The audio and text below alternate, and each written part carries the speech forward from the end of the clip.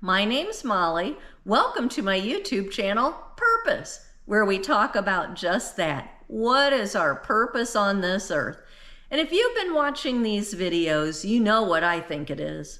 I think our purpose to be here on earth is to get to know God better, to love Him more and more every day, to wake up every day asking God, how can I get closer to you today? How can I love you more today? And to love each other, which can be really, really hard. And that's why God gave us the Bible, so that we can learn from the past, we can learn from how He helped other people, how He can help us.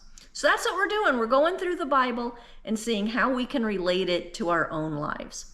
And we left off last time with old Adam and Eve in the Garden of Eden, and Satan came up and put a little seed of doubt into Eve's head. That's all he did. Told a few lies, put a little doubt in her head, and he made her not trust God. And what did Eve do? She suddenly looked at that tree and she saw it differently. That just amazes me. You know, she walked past that tree a million times, and suddenly she's looking at it like, hey, that's a pretty nice looking tree. I think I might like to eat that apple. It says in Genesis 3, verse 6, so when she saw the tree was good for food, and that it was a delight to the eyes, and that the tree was to be desired to make one wise, that's when she took the fruit. Well, she'd been past it a million times. It had been there the whole time. It wasn't until she started to doubt God and lose her trust in God that she wanted that tree. It wasn't until she wasn't grateful for what she had that she wanted that apple. And that's a huge lesson for me. I don't know about you. We have to be grateful for what we have. And it seems like I'm always wanting more. You know, I want a different job. I want a smaller house. Some people want a bigger house. I want more money. I want to retire. I want all kinds of things. I have to be grateful for what I have. If I'm not grateful for what I have, then it's never going to be enough. Doesn't matter what God gives me. It will never be enough if I'm not grateful for what I have right now, today, at this very moment. And we've been Eve, you know, we've been very happy with, let me think of something, our car. We've been very happy with the car we drive until a friend gets one that's big and shiny and new, and then suddenly ours is looking pretty shabby. Or maybe the people we hang out with have new clothes, or I don't know, a new fancy designer purse, or I don't know, a bigger house, whatever it is. Suddenly, what we have doesn't seem that great anymore, and we want more. And then what happens? We start to get jealous. We start to be jealous of what other people have.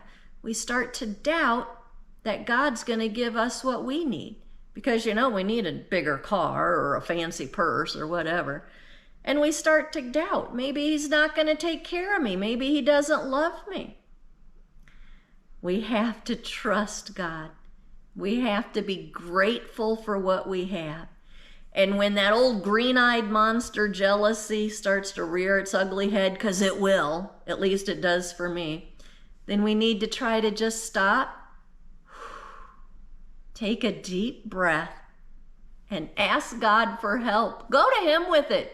Don't shove it down and say, oh no, I'm a good person. I don't get jealous. I don't get angry. I don't get, you know, sad, whatever. We have to acknowledge it. Anytime we're feeling something bad, we have to look at it right in the eye and just go to God with it and say, dear God, I'm feeling jealous. I'm feeling confused. I'm feeling like I don't really trust that you're going to take care of me here. Just go to Him and say, please touch my heart and give me your peace and your wisdom and your love. And He will. It may not be like a big and suddenly life is rosy. Might take going to him a few times. But after, 3, 4, 5, 6 times, you're going to start to feel a little better. You might still want that new shiny car, but you're going to feel a little bit better. So that was the first mistake Eve made, that she looked at that old tree and suddenly started to not trust God that he was going to take care of her. She looked at that tree and started to get jealous. Maybe she felt entitled. Maybe she felt scared, that suddenly thinking, hey, wait a minute, maybe God's not telling me the truth here. Maybe I won't die if I eat that apple. Maybe I'll be okay. Maybe I'll be just like God. Which is crazy because he made her to be just like him. Satan put the doubt in her that God doesn't want you to be like him. She already was like him. She just didn't know it. But anyway, we're like God. We just don't know it. But anyway, she ate the apple and she gave it to Adam. Whether Adam was right there with her at the moment she ate it, I don't know. Some Bibles vary on that. Doesn't matter. The point is, Eve ate it because she didn't trust God. Adam ate it for whatever reason Adam ate it. Maybe he was jealous that Eve was eating it. Maybe he was thinking, hey, maybe God isn't all that. Who knows? Point is, they both ate it, even though they had that voice in their head saying, don't do it, don't eat it. They still ate it. And you know what? I can't be mad at him because I do the same thing. Every time I gossip with people, I have a little voice in my head saying, Molly, stop. Or when I get mad at people, I have that little voice in my head saying, Molly, stop. Or when I get jealous or whatever bad feeling I have that voice in my head telling me, trust God. And I don't. So what should they do? What can we do? Go to God. Run to him. Run to him every single time you have a bad feeling.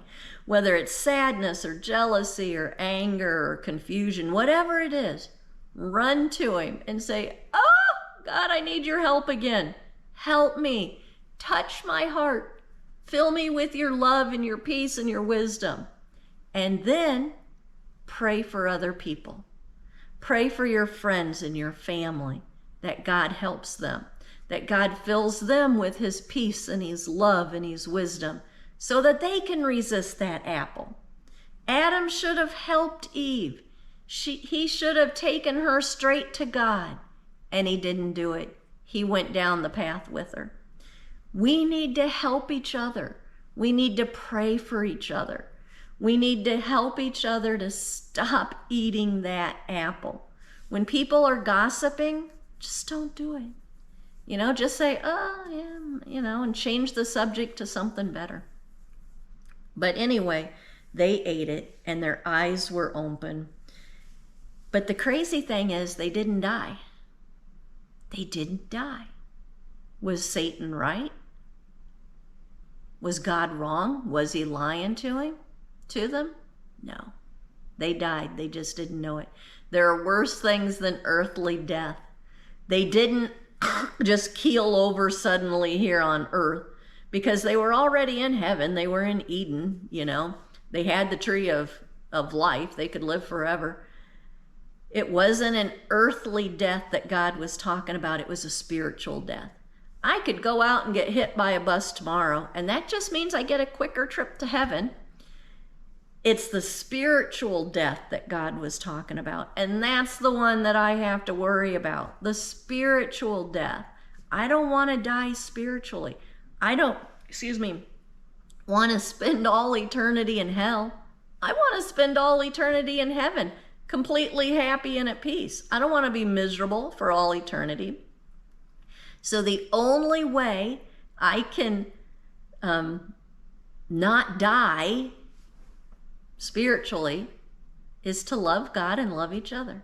And when I mess up and I eat the apple, I have to run to God and ask him to forgive me and have him to just touch my heart with his wisdom and love.